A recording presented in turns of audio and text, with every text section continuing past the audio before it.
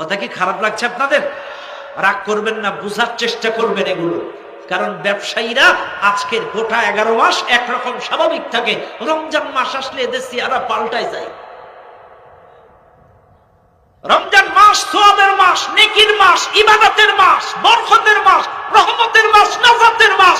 আর আমার বাংলাদেশের কপাল পোড়া মুসলমান এই রমজান মাসে যত ধোঁকা প্রতারণা দিয়ে মানুষের কাছ থেকে ডাবল ডাবল লাভ করা যায়।